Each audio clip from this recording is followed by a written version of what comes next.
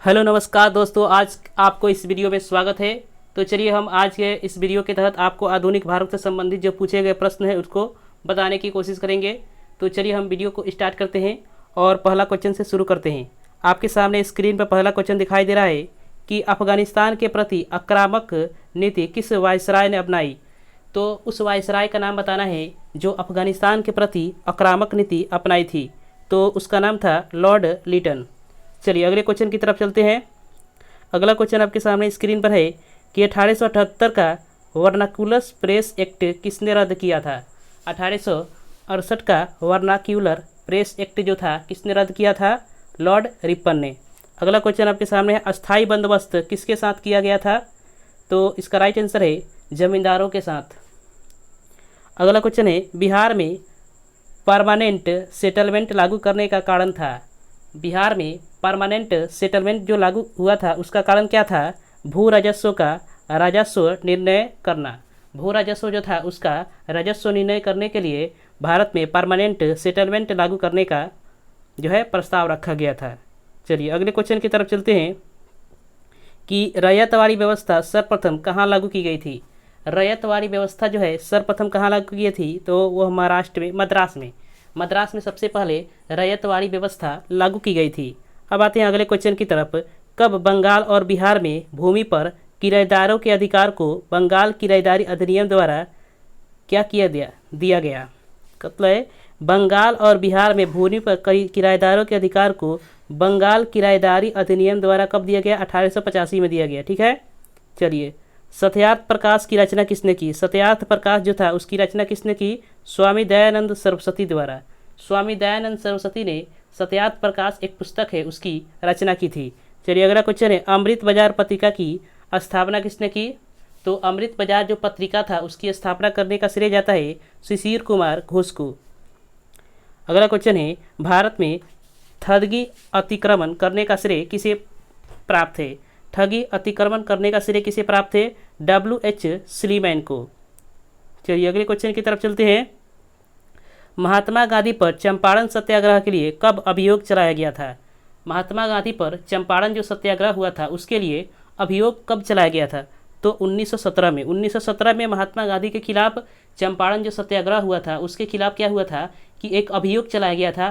तो वो 1917 में ही चलाया गया था और चंपारण सत्याग्रह भी 1917 में हुआ था। चलिए अगले क्वेश्चन की तरफ चलते हैं। अगला क्वेश्चन आपके सामने स्क्रीन पर है कि किस वर्ष में बी.डी. सावरकर हिंदू महासभा के अध्यक्ष निर्वाचित हुए? कह रहा है किस वर्ष बी.डी. सावरकर जो थे हिंदू महासंघ या हिंदू महासभा के अध्यक्ष निर्वाचित हुए? तो 1937 से लेकर के 1943 में। तो 1937 का राइट आंसर हो जाएगा। 1937 में क्या हुए? निर्वाचित हुए और 1943 तक इसमें क्या हुए? इस पद पर रहे थे। चलिए अगले क्वेश्चन की तरफ चलते हैं। मुस्लिम लीग और भारतीय राष्ट्रीय कांग्रेस द्वारा लखनऊ संधि पर हस्ताक्षर कब किए गए? मुस्लिम लीग और भारतीय राष्ट्रीय कांग्रेस के द्वारा सबसे पहले मिलन किस में हुआ था? 1916 के लखनऊ अधिवेशन में। और इस अधिवेशन में क्या हुआ था? भारतीय राष्ट्रीय कांग्रेस और मुस्लिम लीग का क्या हुआ था? विलय एके में हो गया था। तो इसका राइट आंसर हो जाएगा 1916। चलिए अगले क्वेश्चन की तरफ चलते हैं। अगला क्वेश्चन आपके सामने स्क्रीन पर है कि सर स्टैनफोर्ड क्रिप्स दिल्ली कब पहुँचे? सर स्टैनफोर्ड क्रिप्स जो थे दिल्ली कब पहुँचे? तो 23 मार्च 1942 में। अगला क्वेश्चन है आपके सामने, इंग्लैंड में लॉर्ड्स के सदन में भारतीय स्वतंत्रता विधेयक कब पारित हुआ? तो इंग्लैंड के लॉर्ड्स के सदन में भारतीय जो है स्वतंत्रता विधेयक जो था वो कब पारित हुआ था? तो वो कब हुआ था? 16 जुलाई 1947 में। ठीक है। चलिए अगले क्वेश्चन की तरफ चलते हैं। अगला क्वेश्चन है, ऐतिहासिक मूल्यों के लिए प्रसिद्ध भारत माता को किसने पेंट किया था? ऐतिहासिक मूल्यों के लिए प्रसिद्ध जो भारत माता जो था उसको किसने पेंट किया था? तो अभिंद्रनाथ टैगोर ने। अभिंद्रनाथ टैगोर ने ऐतिहासिक मूल्यों के लिए प्रसिद्ध भारत माता को पेंट किया था। ठीक है। अगला क्वेश्चन की तरफ चलते हैं। अगला क्वेश्चन आपके सामने स्क्रीन पर है, किसे भारत में ब्रिटिश साम्राज्य का संस्थापक माना जाता है? भारत में ब्रिटिश साम्राज्य का संस्थापक किसे माना जाता है? तो लॉर्ड क्लाइव को। लॉर्ड क्लाइव को भारत में ब्रिटिश साम्राज्य का संस्थापक माना जाता है। अगला क्वेश्चन आपके सामने है कि बनारस हिंदू विश्वविद्यालय की स्थापना किस वर्ष की गई? बनारस हिंदू विश्वविद्यालय की स्थापना किस वर्ष की गई? 1916 में।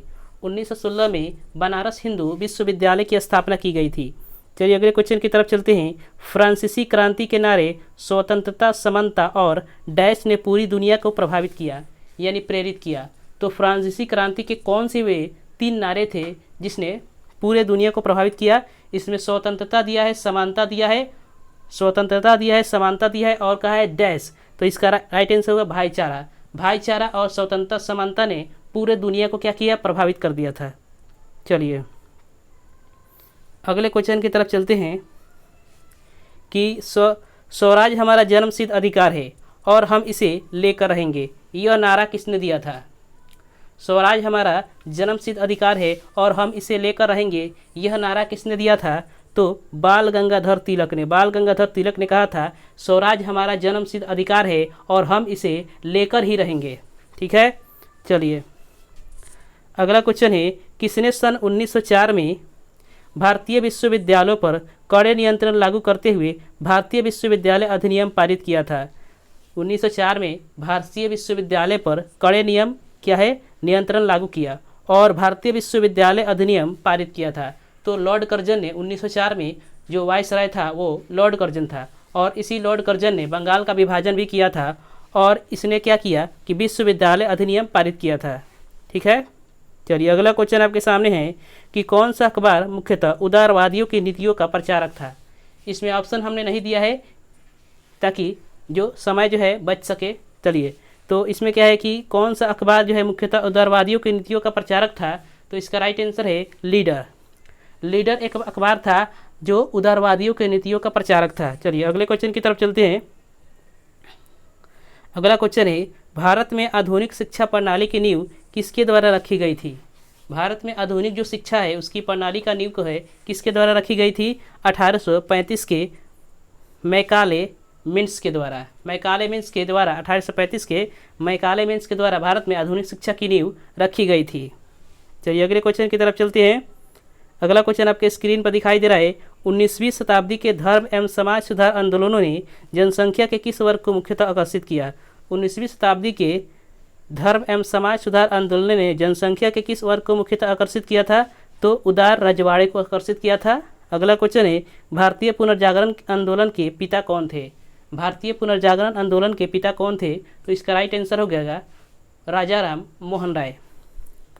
चलिए अगला क्वेश्चन है, आत्मीय सभा के संस्थापक कौन थे? आत्मीय जो सभा थी उसके संस्थापक कौन थे? तो इसका राइट आंसर हो जाएगा राजा राम मोहन राय। राजा राम मोहन राय जो थे आत्मीय सभा के संस्थापक थे और ये ब्रह्म समाज के भी संस्थापक माने जाते हैं। चलिए अगला है, ब्रह्म समाज की स्थापना किस वर्ष हुई थी? तो ब्रह्म समाज जो था उसकी स्थापना 1828 में हुई थी। 1828 में ब्रह्म समाज की स्थापना हुई थी। यही अगला क्वेश्चन है, इसी पर आधारित राजा राम मोहन राय द्वारा ब्रह्म समाज की स्थापना कब की गई थी? तो वही क्वेश्चन है कि राजा राम मोहन राय के द्वारा ब्रह्म समाज की स्थापना 1828 ईस्वी में की गई थी।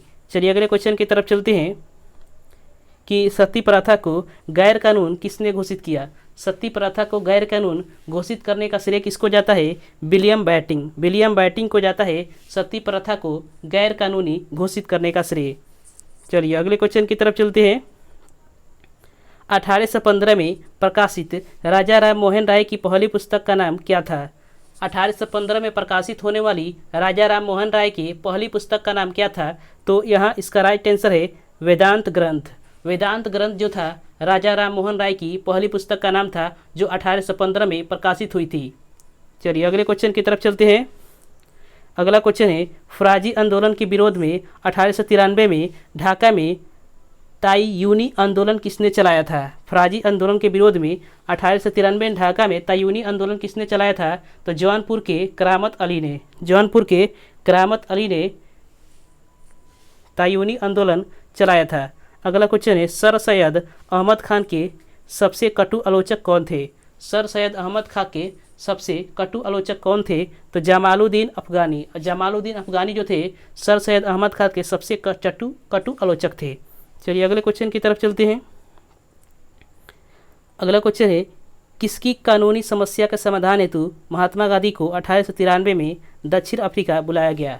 तो किसकी कानूनी समस्या के समाधान हेतु महात्मा गांधी को दक्षिण अफ्रीका बुलाया गया?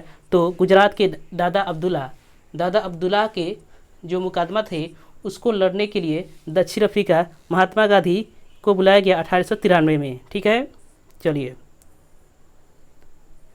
अगला क्वेश्चन है, लॉर्ड कर्जन द्वारा किस वर्ष इंडियन यूनिवर्सिटी एक्ट पारित किया गया था? यानी विश्वविद्यालय अधिनियम लॉर्ड कर्जन ने कब पारित किया था? 1904 में। इस क्वेश्चन को हमने पहले भी डिस्कस कर लिया है। चलिए अगला क्वेश्चन है, बांग्ला नाटक नील दर्पण का अंग्रेजी अनुवाद किसने किया? बांग्ला जो नाटक था नील दर्पण, उसका अंग्रेजी अनुवाद किसने किया था? माइकल मधुसूदन दत्त ने। माइकल मधुसूदन दत्त ने बांग्ला जो है एक नाटक था जिसका नाम था नील दर्पण। इसके लेखक कौन थे? दीनबंधु मित्र थे। और इसका अंग्रेजी अनुवाद किसने किया था? माइकल मधुसूदन दत्त ने। ठीक है, चलिए अगले क्वेश्चन की तरफ चलते हैं। एक अच्छे यूरोपीय पुस्तकालय की एक अलमारी भारत एवं अरब के संपूर्ण साहित्य से अधिक मूल्यवान है। कह रहे कि एक अच्छे यूरोपीय पुस्तकालय की एक अलमारी भारत और अरब के संपूर्ण साहित्य से अधिक मूल्यवान है, यह किसने कहा था? तो टीबी मैकाले ने कहा था। टीबी मैकाले ने क्या कहा था कि एक अच्छे यूरोपीय पुस्तकालय की एक अलमारी जो है वो अरब और भारत के साहित्य से क्या है? अच्छी है। ठीक है, मूल्यवान है। ठीक है, यही कहा था। अगर चलिए अगले क्वेश्चन की तरफ चलते हैं। अगला क्वेश्चन है, पंजाब हिंदू महासभा की स्थापना किस वर्ष की गई थी?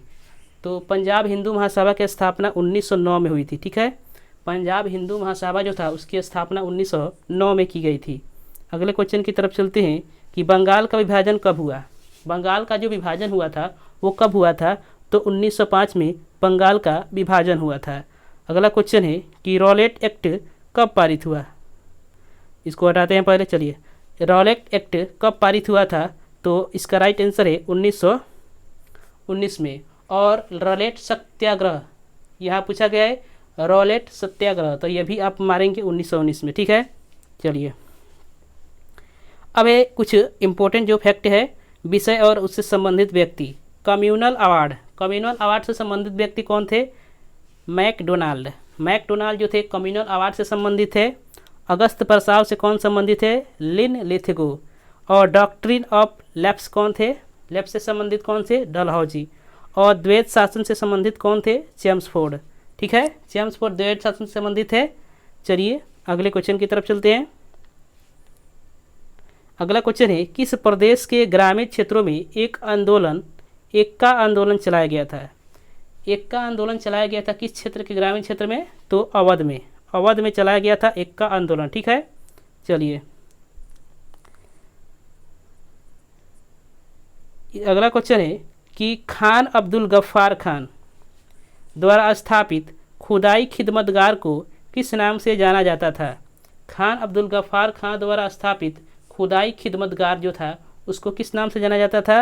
रेड शर्ट यानी लाल कुर्ती के नाम से जाना जाता था। ठीक है, पूछ देगा कि लाल कुर्ती का संस्थापक कौन थे? तो खान अब्दुल गफ्फार खान, याद रखेंगे। चलिए अगले क्वेश्चन की तरफ चलते हैं। जमींदारों द्वारा कृषक से मांगे गए बेगार या अवैध उपकर को किस नाम से जाना जाता था? जमींदार जो कृषक से कर मांगते थे, अवैध वसूली करते थे, उसे क्या नाम दिया जाता था? वेथी कहा जाता था। ठीक है, वेथी याद रखेंगे, वेथी कहा जाता था जो अवैध कर वसूला जाता था जमींदारों के द्वारा कृषक से। ठीक है, चलिए अगले क्वेश्चन है, पुनः याद रखें अब यह झंडा लहर गया है, यह कभी झुकना नहीं चाहिए जब तक एक भी भारतीय पुरुष, महिला या बालक भारत में जीवित रहे। कह रहा है यह किसने कहा था? कहने का मतलब है कि झंडा क्या हुआ? लहर गया है, उस समय कहा गया था। और यह भी झुकना नहीं चाहिए, कभी भी झुकना नहीं चाहिए, किसने कहा था? और जब तक कोई भी भारतीय हो, जाए वो पुरुष हो, महिला हो या बालक हो, जब तक जीवित रहे तब तक भारतीय झंडा कभी झुकना नहीं चाहिए। यह किसने कहा था? सर्वप्रथम लाहौर में जो है जवाहरलाल नेहरू ने कहा था। जवाहरलाल नेहरू ने कहा था कि भारतीय झंडा जो लहर गया है वो कभी भी झुकना नहीं चाहिए, जब तक कोई भी एक भारतीय, चाहे पुरुष हो या महिला हो या बालक हो, वो जब तक जीवित है तब तक वो भारतीय झंडा को झुकने नहीं देगा। ठीक है, चलिए अगले क्वेश्चन की तरफ चलते हैं। अगला क्वेश्चन है, मैं जहाँ भी हूँ जगदीशपुर वहीं है, यह किसने कहा था? यह क्वेश्चन देख कर ही समझ में आ रहा था कुंवर सिंह ने कहा था, क्योंकि जगदीशपुर से जो 1857 की विद्रोह का नेतृत्व जो कर रहा था उसका नाम था वीर कुंवर सिंह। ठीक है, वीर कुंवर सिंह ने जो है जगदीशपुर से 1857 से की क्रांति का नेतृत्व कर रहे थे। ठीक है, चलिए अगले क्वेश्चन की तरफ चलते हैं। अगला क्वेश्चन है, बिरसा मुंडा के अनुयायी उन्हें किसका अवतार मानते थे? बिरसा मुंडा जो थे उनके जो है अनुयायी उन्हें क्या कहते थे? धरती आबा। यह क्वेश्चन पूछ सकता है परीक्षा में कि धरती आबा किसे कहा जाता है? तो बिरसा मुंडा को। ठीक है, अगला है कि बॉयकॉट और स्वदेशी आंदोलन के समर्थन में किस स्थान में गोल्डन लीग नामक संस्था की स्थापना की गई थी? करें, बॉयकॉट और स्वदेशी आंदोलन के समर्थन में किस स्थान में गोल्डन लीग नामक संस्था की स्थापना हुई थी? तो उस का नाम क्या था? तो क्या नाम था? देवघर में। ठीक है, चलिए अगला क्वेश्चन आपके सामने है कि पटना से प्रकाशित होने वाले प्रथम अंग्रेज अखबार कौन सा था? पटना से प्रकाशित होने वाला प्रथम अंग्रेज अखबार कौन सा था? The Bihar Herald. The Bihar Herald जो था पटना से प्रकाशित होने वाला प्रथम अंग्रेजी अखबार था। ठीक है, अगले क्वेश्चन की तरफ चलते हैं। अगला क्वेश्चन है, 1928 में बिहार में रविदास सभा का गठन किसने किया था? 1928 में बिहार में रविदास जो सभा था उसका गठन किसने किया था? जगजीवन राम ने किया था। भारत के प्रथम अंतरिम जो सरकार बनी थी उसमें प्रथम श्रम मंत्री कौन थे? तो जगजीवन राम थे। ठीक है, याद रखेंगे। यदि अगला क्वेश्चन आपके सामने स्क्रीन पर है, यदि नील की खेती करने से छूट चाहते हो तो नील के किसानों को कौन सा क्षतिपूर्ति कर देना पड़ता था? यदि किसान जो उस समय जो नील की खेती 3 कटिया व्यवस्था अपनाई गई थी उस समय अगर किसान नील की खेती जो है से क्या चाहते थे? छूट चाहते थे, तो नील के किसानों को कौन सा क्षतिपूर्ति कर देना पड़ता था? तवान। तवान जो क्षतिपूर्ति का नाम एक था उसमें क्या कर देना था कि क्षतिपूर्ति इसमें क्या कर देना था? इसको दे देना था। इसमें कुछ शर्तें होती थी, उस शर्तों को पूरा कर देना था और उसी के तहत नील की खेती नहीं कर पाते थे, नहीं कर सकते थे। ठीक है, नहीं तो नील की खेती करना ही पड़ता था। अगले क्वेश्चन है कि प्रार्थना समाज के संस्थापक कौन थे? प्रार्थना जो समाज था उसके संस्थापक कौन थे? तो आत्माराम पांडुरंग। आत्माराम पांडुरंग जो थे प्रार्थना समाज के संस्थापक थे।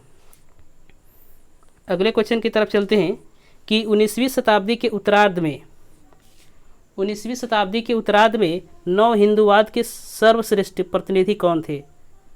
नव हिंदुवाद जो है न्यू हिंदुइज्म उसके सर्वश्रेष्ठ जो है वो प्रतिनिधि कौन थे? स्वामी विवेकानंद। ठीक है, स्वामी विवेकानंद। अगला क्वेश्चन आपके सामने स्क्रीन पर दिखाई दे रहा है, किसने 1893 में आयोजित शिकागो में धर्म संसद में भाग लिया था? 1893 में आयोजित शिकागो में धर्म संसद में भाग लेने का श्रेय स्वामी विवेकानंद को जाता है। अगला है, स्वामी विवेकानंद ने रामकृष्ण मिशन की स्थापना किस वर्ष की? स्वामी विवेकानंद ने रामकृष्ण मिशन की स्थापना की थी और यह रामकृष्ण मिशन की स्थापना किस वर्ष की थी? तो याद रखेंगे 1897 में। 1897 में इन्होंने रामकृष्ण मिशन की स्थापना की थी। अगले क्वेश्चन की तरफ चलते हैं। दयानंद सरस्वती द्वारा स्थापित है। दयानंद सरस्वती ने किसकी स्थापना किया था? तो आज समाज की स्थापना किसने किया था? स्वामी दयानंद सरस्वती ने। दयानंद सरस्वती ने आत्म समाज की स्थापना किया था, आज समाज की स्थापना की थी। ठीक है, अगला क्वेश्चन है, किसने 1873 में सत्यशोधक समाज की स्थापना की? 1873 में सत्यशोधक समाज की स्थापना किसने की? ज्योतिबा फुल्ले ने। ठीक है, चलिए अगला क्वेश्चन है कि सत्यशोधक समाज की स्थापना किसने की? ज्योतिबा फुल्ले ने, यही क्वेश्चन है। चलिए अगले क्वेश्चन है, थियोसोफिकल सोसाइटी की स्थापना किसने की? थियोसोफिकल सोसाइटी, तो madam HP. Blavatsky. Madam HP. Blavatsky ने किसका स्थापना किया? Theosophical society. भारतीय राष्ट्रीय कांग्रेस की प्रथम महिला अध्यक्ष कौन थी? यहाँ पूछा गया है कि भारतीय राष्ट्रीय जो कांग्रेस था उसकी स्थापना 1885 में हुई थी, और ये जो है इसकी प्रथम महिला अध्यक्ष कौन थी? तो प्रथम महिला अध्यक्ष आप याद रखेंगे Shrimati Annie Besant. Shrimati Annie Besant जो है प्रथम महिला अध्यक्ष बनी थी। अगला क्वेश्चन है कि भारत में नारी आंदोलन किसकी प्रेरणा से प्रारंभ हुआ? भारत में नारी आंदोलन जो हुआ था किसकी प्रेरणा से हुआ था? ज्योतिबा फुल्ले। ज्योतिबा फुल्ले की प्रेरणा से भारत में नारी आंदोलन शुरू किया गया था। चलिए अगला क्वेश्चन है कि प्रार्थना समाज की स्थापना किसने की? तो प्रार्थना समाज की स्थापना आत्माराम पांडुरंग ने किया था। आत्माराम पांडुरंग ने प्रार्थना समाज की स्थापना किया था। चलिए अगला क्वेश्चन है कि महात्मा गांधी द्वारा प्रारंभ किए गए समाचार पत्र थे। महात्मा गांधी ने कौन कौन से समाचार पत्र प्रारंभ किए थे? देख लीजिए, इंडियन ओपिनियन, हरिजन, यंग इंडिया, नवजीवन। इंडियन ओपिनियन, हरिजन, यंग इंडिया और नवजीवन, ये जो है इन्होंने जो क्या किया था? समाचार पत्र प्रारंभ किया था। अगला क्वेश्चन है महाराष्ट्र के समाज सुधारक गोपाल हरि देशमुख किस रूप में प्रसिद्ध थे? जो है महाराष्ट्र के जो है समाज सुधारक जो थे गोपाल हरि देशमुख किस रूप में प्रसिद्ध थे? तो लोकहितवादी के रूप में। लोकहितवादी के रूप में प्रसिद्ध थे महाराष्ट्र के समाज सुधारक गोपाल हरि देशमुख। चलिए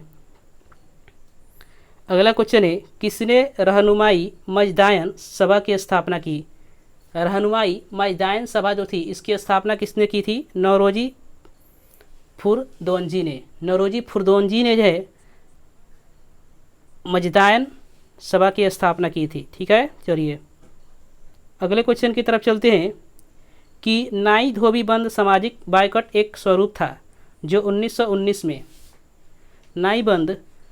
नाई धोबी बंद सामाजिक बायकॉट का एक स्वरूप था, मतलब बहिष्कार का एक स्वरूप था जो 1919 में किसानों द्वारा प्रतापगढ़ जिले में चलाया गया था। ठीक है, किसानों द्वारा प्रतापगढ़ जिले में चलाया गया था। अगला क्वेश्चन है पंजाब भूमि हस्तांतरण अधिनियम कब पारित किया गया? पंजाब भूमि हस्तांतरण अधिनियम कब पारित किया गया? 1900 में। ठीक है, चलिए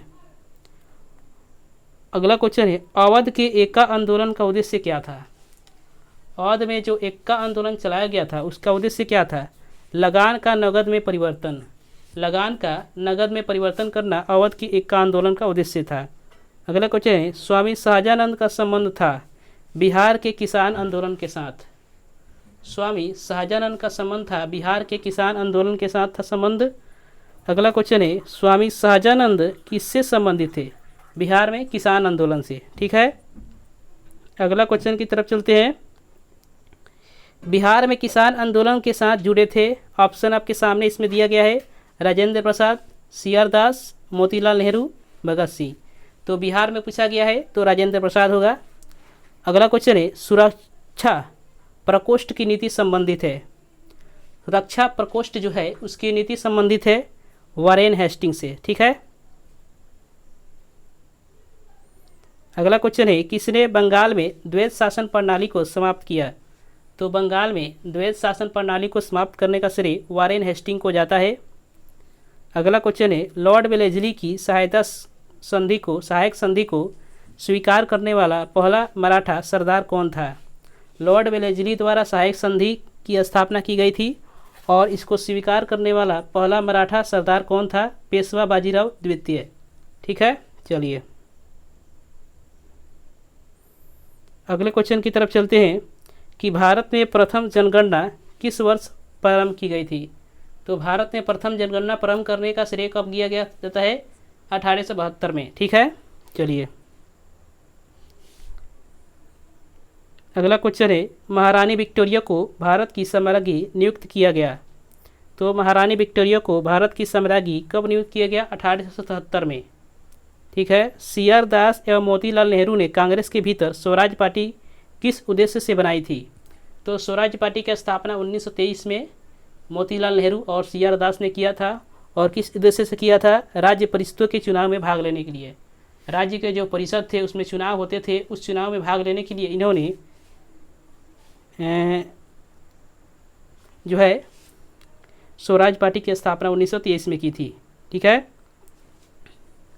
अगला क्वेश्चन है, डॉक्टर अंबेडकर और महात्मा गांधी के बीच दूसरे गोलमेज संगोष्ठी के समय, मतलब गोलमेज सम्मेलन जो हुआ था दूसरा, उसमें महात्मा गांधी ने भाग लिया था, के समय किस विषय पर मतांतर हो गया, मतलब किस विषय पर मतभेद हो गया। तो उस विषय का नाम है दलितों के लिए पृथक मतदान। दलितों के लिए जो पृथक मतदान थे उसके लिए क्या हो गया, इसमें मतांतरण हो गया, मतभेद हो गया। अगला क्वेश्चन है, मुद्रा यंत्र को भारत में 16वीं सदी के मध्य में पहली बार कौन लाए। भारत में मुद्रण यंत्र को 16वीं सदी के प्रारंभ में मध्य में पहली बार कौन लाए, पुर्तगाली मिशनरी। ठीक है, चलिए अगले क्वेश्चन की तरफ चलते हैं। बम्बई प्रेसिडेंसी एसोसिएशन की स्थापना किसने की। बम्बई प्रेसिडेंसी एसोसिएशन की स्थापना किसने की। तो राइट आंसर है फिरोज शाह मेहता, केटी तेलंग और बदरुद्दीन तैयब जी। फिरोज शाह मेहता, केटी तेलंग और बदरुद्दीन तैयब जी। अगला क्वेश्चन है, भारतीय संघ के संस्थापक कौन थे। तो सुरेंद्र नाथ बनर्जी। भारतीय संघ के संस्थापक सुरेंद्र नाथ बनर्जी माने जाते हैं। ठीक है, अगला क्वेश्चन आपके सामने है, 1876 में इंडियन एसोसिएशन की स्थापना किसने की। तो 1876 में इंडियन एसोसिएशन की स्थापना किसने की, सुरेंद्र नाथ बनर्जी ने। सुरेंद्र नाथ बनर्जी ने 1876 में इंडियन एसोसिएशन की स्थापना किया था। अगला क्वेश्चन आपके सामने है, राष्ट्रीय कांग्रेस के पूर्व सबसे महत्वपूर्ण संस्था थी। भारतीय राष्ट्रीय कांग्रेस की स्थापना तो 1885 में हुई थी, इससे पहले कौन सी संस्था सबसे महत्वपूर्ण मानी जाती थी। तो Indian association of Calcutta. Indian association of Calcutta, इसकी स्थापना 1876 में सुरेंद्र नाथ बनर्जी द्वारा की गई थी। अगला क्वेश्चन आपके सामने है कि सुरेंद्र नाथ बनर्जी को किस वर्ष भारतीय सिविल सेवा से हटाया गया। तो भारतीय सिविल सर्विसेज या सिविल सेवा से हटाया गया कब, 1874 में सुरेंद्र नाथ बनर्जी को हटाया गया और 1876 में इन्होंने इंडियन एसोसिएशन की स्थापना कर दी। ठीक है, चलिए अगला क्वेश्चन है कि राजनीतिक सुधारों को लेकर विरोध करने वाले पहले भारतीय कौन थे।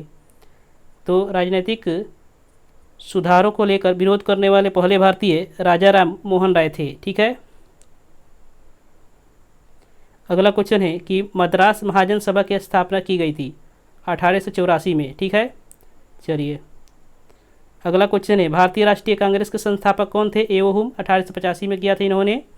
अगला क्वेश्चन है कि भारतीय राष्ट्रीय कांग्रेस के संस्थापक एक असैनिक सेवक थे। तो यह क्वेश्चन बहुत बार पूछा जाता है कि भारतीय राष्ट्रीय कांग्रेस के जो संस्थापक थे उनका नाम था एओ हुम, वे कौन थे। तो असैनिक सेवक थे, सिविल सेवा में रह चुके थे। ठीक है, अगला क्वेश्चन है कि भारतीय राष्ट्रीय कांग्रेस का प्रथम अधिवेशन कहाँ हुआ था। तो भारतीय राष्ट्रीय कांग्रेस का प्रथम जो अधिवेशन हुआ था मुंबई में हुआ था। पूना में प्रस्तावित था लेकिन मुंबई में प्लेग फैलने के कारण मुंबई में हो गया। ठीक है, बम्बई में हुआ, उस समय बम्बई बोला जाता था। ठीक है, चलिए अगला क्वेश्चन है, भारतीय राष्ट्रीय कांग्रेस के दूसरे अधिवेशन के अध्यक्ष कौन थे। भारतीय राष्ट्रीय कांग्रेस के दूसरे अधिवेशन के अध्यक्ष कौन थे, दादा भाई नौरोजी। भारतीय राष्ट्रीय कांग्रेस का जो दूसरा अधिवेशन हुआ था उसके अध्यक्ष कौन थे, दादा भाई नौरोजी। अगला क्वेश्चन में, महात्मा गांधी ने भारतीय राष्ट्रीय कांग्रेस के किस अधिवेशन की अध्यक्षता की। तो भारतीय राष्ट्रीय कांग्रेस के 1924 का अधिवेशन बेलगांव में हुआ था और इस अधिवेशन की अध्यक्षता किसने की, महात्मा गांधी ने की थी। ठीक है, चलिए अगला क्वेश्चन है, इंडियन नेशनल कांग्रेस की प्रथम भारतीय महिला अध्यक्ष कौन थी। इंडियन नेशनल कांग्रेस की प्रथम भारतीय महिला अध्यक्ष कौन थी, सरोजनी नायडू, 1925 के कानपुर अधिवेशन में। ठीक है, इंडियन नेशनल कांग्रेस की जो पहली भारतीय महिला अध्यक्ष कौन थी, सरोजनी नायडू। चलिए अगले क्वेश्चन की तरफ चलते हैं। अगला क्वेश्चन है, भारतीय राष्ट्रीय कांग्रेस का 27वां अधिवेशन किस स्थान पर हुआ था। बांकीपुर पटना में हुआ था, 1912 में हुआ था, याद रखेंगे। 1912 में जो है भारतीय राष्ट्रीय कांग्रेस का 27वां अधिवेशन हुआ था, बांकीपुर बिहार में हुआ था। अगला क्वेश्चन है कि मद्रास में रैयतवाड़ी पत्ती को किसने प्रारंभ किया, थॉमस मुनरो ने। थॉमस मुनरो ने जो है राजस्थान में मद्रास में रैयतवाड़ी पत्ती को प्रारंभ किया था। अगला क्वेश्चन जो लास्ट क्वेश्चन आज का है कि किसने कहा था कि 1857 की घटना का प्रारंभ धर्म के संघर्ष के रूप में हुआ था और इस घटना का अंत स्वतंत्रता संघर्ष के रूप में हुआ। 1857 की जो क्रांति थी उसका धर्म के संघर्ष के रूप में क्या हुआ था, शुरू हुआ था और इसका अंत जो हुआ था स्वतंत्रता संघर्ष के रूप में हुआ था। तो वह किसने कहा था, doctor SN. Sen. Doctor SN. Sen ने कहा था ये धर्म के रूप में शुरू हुआ, स्वतंत्रता संघर्ष के रूप में ख़त्म हुआ। तो चलिए दोस्तों, यही हम वीडियो को समाप्त करते हैं। अगर क्वेश्चन अच्छा लगा है तो वीडियो को लाइक कीजिए, चैनल को सब्सक्राइब कीजिए, ताकि ऐसा ही वीडियो हम आपके लिए हमेशा लेकर आते रहें। चलिए दोस्तों, धन्यवाद।